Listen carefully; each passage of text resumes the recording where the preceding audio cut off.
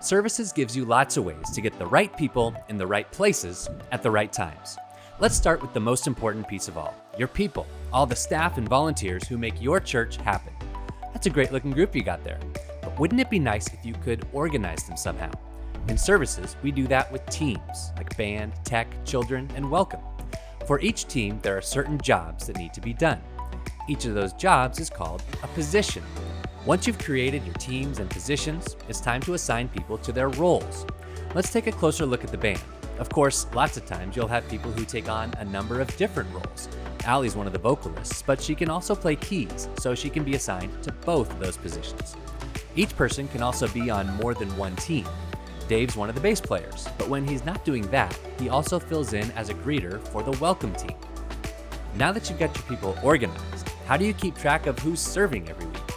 For each job that you need to fill, you can create a needed position. Just enter the number of people who will serve in that role. For example, let's go with 4 greeters. Now I can already hear what you're saying. That's great and all, but I don't want to recreate the same roster every single week. Well, that's where templates come in. There's no need to start from scratch every week. Just pull in the template you've built and you're off to the races. When one person fills the same slot most of the time, you can go ahead and add their name to the template. That way they'll automatically be scheduled and you don't have to select them by hand every time. For the rest of your needed positions, you can always pick people one by one. Or you can use a super speedy option called auto scheduling. With a click of a button, services will choose someone for every open slot.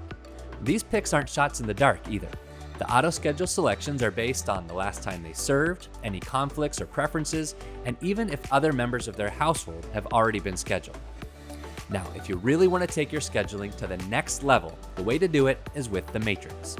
Forget 1 week at a time. With the Matrix, you can schedule as many weeks as you want, all at the same time. Of course, this can help you add people even more efficiently, but the biggest benefit is actually on the communication side. When you schedule 1 week at a time, your volunteers get a separate email for each week. But when you send your scheduling emails from the Matrix, it sends a single email to each volunteer with all of their different assignments. That means they're more likely to read it and more likely to respond to it. Now we're going to explore a few more options and see when they might be a good fit for your church. Let's start with split teams. With a split team, you have one big group of people who can serve at different times. A common case would be the welcome team, where you have one crew that serves at 9 a.m. and a separate crew that serves at 11 a.m. They're all part of the same team, but they're split across different service times. Next on the list is a tag team. What that means is any person who has the right tags will automatically be added to this team. Let's say you have a choir at your church and they sing at different types of services, Sunday morning, Sunday evening, midweek, and special services like Christmas. Even though there's technically a different team for each service type, the choir has the exact same group of people. As members change, you have to add or remove them from all of those different teams one by one, unless you link all those teams to the same tags. Let's look at how this works. Instead of adding members to 4 different teams, you'll just add the tags that are required for each position, like a tenor, for example. If we want to add Alex, we'll put a tenor tag on his profile, and he'll automatically be assigned to each of those teams. If you have any teams that require a background check, you can make them secure teams. On a secure team, if someone doesn't have a background check, they can't be scheduled. Once they have their background check in place, then everything works just the same as a normal team. You can make any type of team into a secure team, including split teams and tag teams. Finally, here's one strategy that lets your people share some of the work with you.